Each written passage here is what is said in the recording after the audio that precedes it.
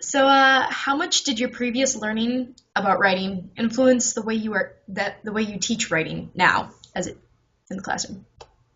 That was smooth. It was great. I'm picking on you. Let's see. Well, honestly, a lot in a way. I mean, believe it or not, even some of the stuff I did in high school influenced me.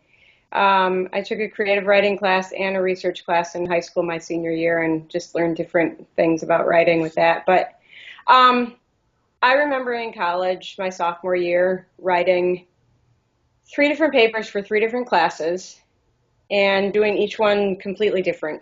Um, One was a research paper, and I did the whole standard note cards, source cards, organize right from that. Um, One was a creative writing class, so I just kind of brainstormed and went with it. And one I created an outline and wrote it from that. So, obviously my teachers were teaching me different processes about writing, and I used them depending on what I was writing about. So I try to use that in my classroom now. How do you approach those who do not like to read or write? Mm. Um, Nice question. Yeah, because there are a lot of them. Yeah. Oh, yeah. Writing is just scary. Yeah, it is actually. It doesn't seem too bad at first, and they always think, well, I'll get it done when I have to. But Night before. yeah, and then they realize, oh my God, I don't know what I'm doing. um, but the biggest thing I found in teaching in writing, but picking out books too to read, is I've got to get to know my kids first. If I don't establish some sort of connection with them, they'll shut down. So I always start out, if I'm helping a kid pick out a book, or if I'm helping a kid try to start a paper or figure out what to write about, I always just start out asking, what do you like to do? School aside, ignore the classroom. What would you do? What would you prefer to do with your time?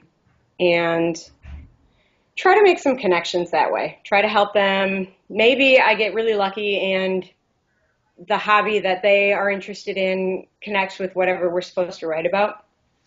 Um, and If it that's doesn't, but yeah, establish a connection and create some sort of rapport, and that helps a ton. okay. And then moving on, how do you assess the written work after they turned it all in? Um, Totally depends on what kind of writing it is. Um, we might write journals in class, we might do on demand writing in class, we might spend 2 weeks on a paper, and I assess them all differently.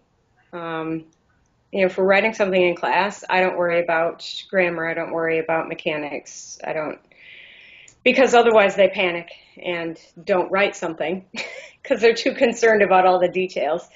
Um, so that is just content. I just look at their content. Did they answer the question? Did they give me some support for their opinion or whatever? If it's something we've been working on for long term, then they've been on the computer. They have spell check. They have grammar check.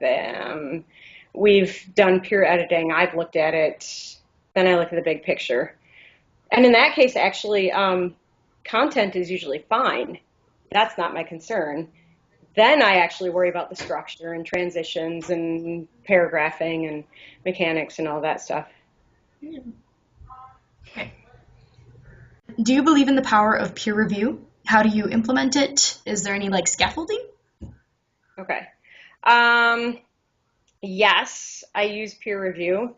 Not as much as I used to, but in fact, I used to use it a ton. Anytime we did any kind of formal writing, definitely peer review. And I've done it a lot of different ways. I've done it where we sit in a huge circle as one big class, and you just pass the paper around person to person to person, and each person looks at something different. So that by the time you get it back, 20 people have looked at your paper, which is cool. I've done it in small groups of maybe 3 or 4 kids where they read each other's paper and then they discuss it, which is kind of nice. It's better if you let them pick their own groups, believe it or not. because otherwise they get really nervous and they don't want to say anything and they don't want to hurt anyone's feelings and all that kind of stuff. So they don't seem to have any problem hurting their friends' feelings. uh, and they're just more comfortable talking about things with people they know. I've done it where they just sit in rows and they pass it to the person behind them and correct it that way. And I've done it where they just pick somebody in class at their own pace and switch papers with each other and go from there. So all of them work in different ways.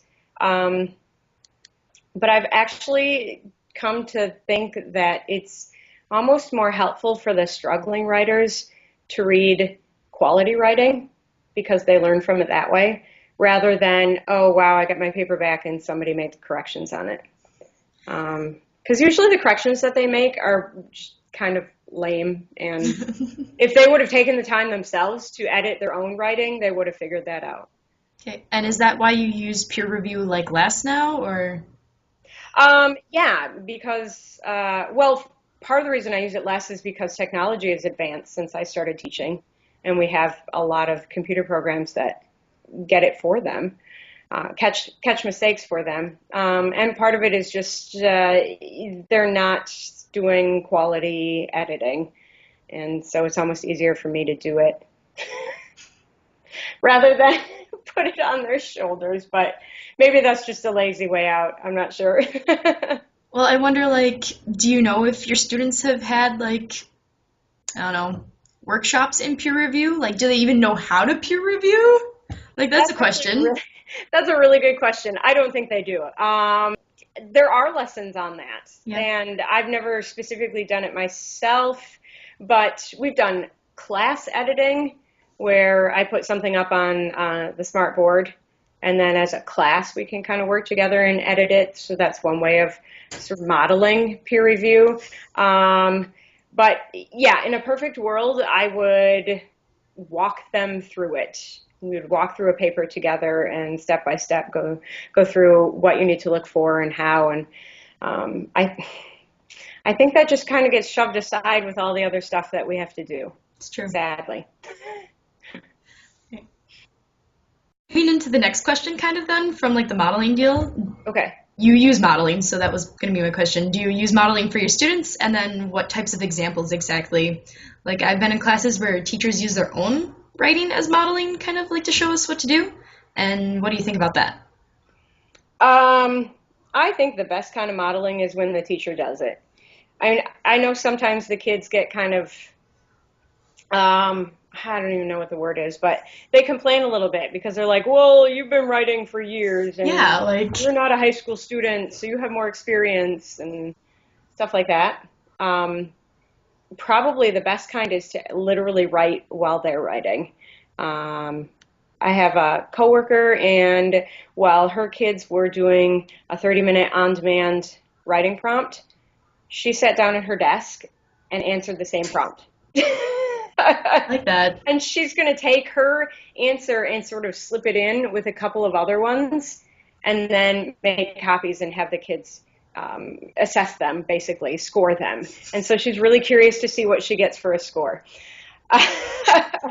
which I think is awesome. I have written papers in the past for students. If I didn't think the textbook had something that quite fit what we were doing, or even if I just felt like I haven't written in a long time, I want to write this paper. I want to know what it's like. I've forgotten. I think it's good for the kids to see that I'm not just spewing information at them. I'm actually doing it with them, and that helps a lot, and it gives them an example to follow. As long as they don't simply regurgitate what I did. So does that mean that you'd use more than like yours as an example then, maybe? Kind of give them a variety of viewpoints? Yeah, absolutely. Try to give them lots of examples. Otherwise, they don't know where to start. That's the biggest issue. How do I start? And then if you just give them one example, then you get 25 of the same thing turned in back to you. And you don't want that. So how do you use rubrics if you use them at all? Okay. I I use them a ton. In fact, I would be, I don't know, I don't want to say in trouble if I didn't, but you know what I mean? Like it's obviously strongly encouraged. And it's encouraged to give the kids the rubric at the very start of the assignment because they have to know what your expectations are, and I'm terrible at that. I dive into the assignment and I get so focused on the steps and I forget to let them know that, oh, hey, by the way, this is what I'm looking for. Just sad. But yeah, and over the years I have written and rewritten rubrics and used other people's rubrics, and I never seem to perfect it. That's sort of scary as a, beginning teacher to know that, hey, it's never going to be perfect to what I want. Oh my God. But the assignments are all different. And so the rubrics have to be different. And even from year to year, semester to semester, classes, groups of kids are different. And I teach assignments a different way. So I'm always tweaking my rubrics and my assignments and my lessons. So I don't know. I just keep recycling and moving on to the next one. So do you feel like they're really objective or subjective and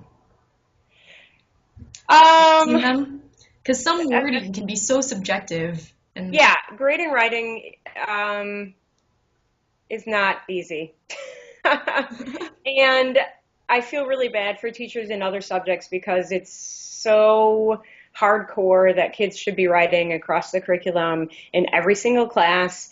And how a math teacher is going to sit down and grade writing, I don't know. That's got to be really scary to them.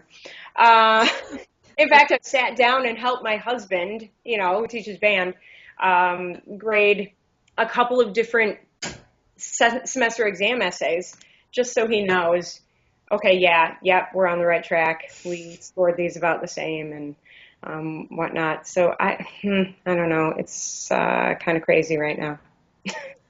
And then just going along with the rubrics thing, how scary do you think it is? Because I came to college and I didn't get a rubric to work off of. I got a prompt. So loosey-goosey were my professors. All I got was a prompt. What do you think about such and such? And I'm like, but what? But what do you want from me? How do you want this to go? And do you think well, that's kind of a downfall in a way of the high school level versus college, because I think I spend a lot of time holding hands and walking them through the process, and this is exactly what I'm looking for, and here's my model, and here's my rubric, and you're right. And then they go off to college, and it's kind of up in the air or totally different, and every class is different, every professor is different. Whereas high school, it seems like we try to be consistent across the board, and that's crazy. But I think that just goes along with, hey, you're jumping to the next level. You've got to start to figure this out by now. But I try to back off a little bit with juniors and seniors, and they ask me, how long does this have to be? Is this 5 paragraph? How many sentences do you want in this paragraph? And I think, seriously? How many do you think it needs to be? So we're trying to back off a little bit on that. And even though we give them a rubric, try to encourage the students to think for themselves and think about, okay, what do I need to do to meet the expectations of this rubric? And they're not always very good at that. I can understand. Right. How much do you think the Common Core standards restrict on creative writing? And in that case, how much do you use creative writing in your own curriculum? Do you feel like you're restricted in that way? Well, I probably would feel I was restricted in that way if I actually had creative writing in my classes. Definitely the little bit that I've worked with the Common Core, and it doesn't feel like I've done much with it, but I'm sure I've done a lot with it. It still seems new to me, but It is quite new. yeah, it's definitely very focused on structured analysis and just kind of interesting. In the English curriculum, they want you to be looking at historical documents and things that I would consider the job of the history teacher to do. And I'm like, what? Wait, where is this coming from? You want me to teach the Declaration of Independence? That's not my area. Are you crazy? There's very little for creative writing, but it doesn't bother me that much. I have not taught poetry in years because I got tired of angsty, dark, poorly written poems. That makes me sound really cynical, I'm In sure. the dark shadows in the corner of my room. Right. Like life is so hard and, oh man, you know. Don't even know. But I can't remember the last time I did any kind of short story writing. It's been years. Do you wish there was more, or Honestly, no. some of it can be really bad? It's such a small niche that, it'd be nice to have a creative writing class because Yeah. I know we have a core group of kids who would really benefit from that. But I don't know how that's going to help a kid going to college when it comes to writing. How do you wish your students would use writing beyond the classroom, like the stuff that you've taught you, like in their own careers or in the college? I know they're going to use it. That's the easy part for me. It's that they don't believe me when I tell them they're going to use it and that they'll need these skills. It would be nice to have. It would be nice to invite some community members into my classroom, which we have the ability to do that. It's just justifying and making the time to work that in with all of the other teacher effectiveness and Common Core and things that we're required to do now. If I could get other people in to talk to them, so it's not just me talking at them, and give them concrete examples of, if you're going to work at seats, if you're going to work at, some place downtown, if you're going to work, you have to use writing and you have to use communication and you need these skills, even if it's not exactly like this. That would be really nice. They just don't believe you when you tell them until they go off into the work world, or all it takes is one semester of college and they're like, oh yeah, I know you told me I was going to need this handbook of grammar and MLA citations and I didn't believe you, but look at me, I'm using it. I don't know. Life experience.